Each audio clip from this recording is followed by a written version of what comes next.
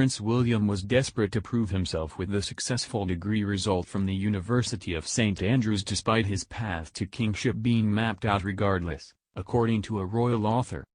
The Duke and Duchess of Cambridge have now been married for 9 years, after their spectacular 2011 royal wedding.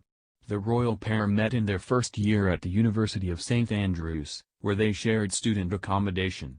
However, at the time, William was conscious of the pressures he faced as a royal at university.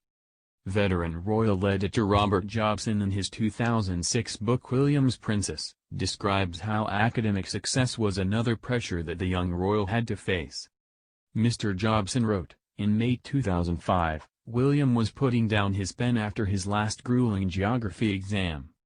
Unlike his university contemporaries, perhaps Kate included, who all desperately needed to attain a good grade to help them with their chosen future career, there was for the prince only personal pride at stake.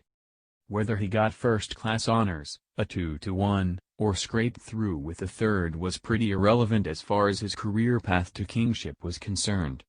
Sandhurst, a commission in a regiment and the fast track into royal duties would follow on from graduation regardless of whatever the University of St Andrews examination boards thought of his final performance.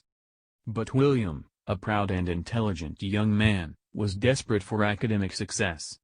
He was determined not to perform poorly, an eventuality that would inevitably have been met by howls of derision from certain corners of the media and public. William, probably the most academically gifted member of the royal family in recent times, a comment that some may think damns with faint praise, was not about to let anybody down, least of all himself. The Duke of Cambridge finished university with 2-1 degree in geography. This was echoed by Kate's 2-1 degree from the University of St Andrews, in art history. The pair represent some of the highest academic achievement in the royal family, with only Meghan Markle coming in higher with a first in her degree from Northwestern University. In contrast, Prince Charles' stint at Cambridge resulted in a 2.2 degree in history, archaeology, and anthropology. However, Charles' graduation was the first time in history a British monarch or heir to the throne had completed a university degree. Prince Edward, meanwhile, also got a 2-2 degree in history from Cambridge. Princess Anne and Prince Andrew, however, did not go into higher education at all. The Princess Royal went straight into royal duties after she completed her A-levels, while Andrew started Royal Navy training. Mr. Jobson also writes how the example of Prince Edward hung heavy on Prince William's mind when he felt like he wanted to quit university during his first term. He writes how when William's uncle quit his Royal Marines training in the 80s, the prince was exposed to a mauling. Mr. Jobson writes, when Edward dropped out, the press pounced on his failure to make the grade. Nobody wanted William exposed to that sort of mauling. Besides, princes, particularly ones destined to be king, don't quit. Not anymore.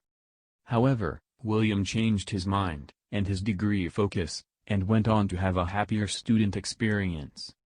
Although he and Kate were firm friends in their early student days before romance blossomed, in other respects William had a lonely university experience, according to another royal author. Andrew Morton, in his 2011 book William and Catherine, delves into the prince's younger days. Mr. Morton writes, many considered it seriously uncool even to mention the prince in conversation with fellow students. Former St. Andrews student Neil Holmes Walker told Mr. Morton, any comment about him implies that his presence affected your decision to study here, making you a fan and a social climber. Nothing could be worse than to be thought of as keen to meet William. Mr. Morton continues, even the idea of saying hi at a party or in a pub was considered social suicide. This endless mutual wariness between crown and gown made for a lonely life, as William once admitted. Much as he wanted to be normal, to be one of the boys, even that was fraught with difficulties.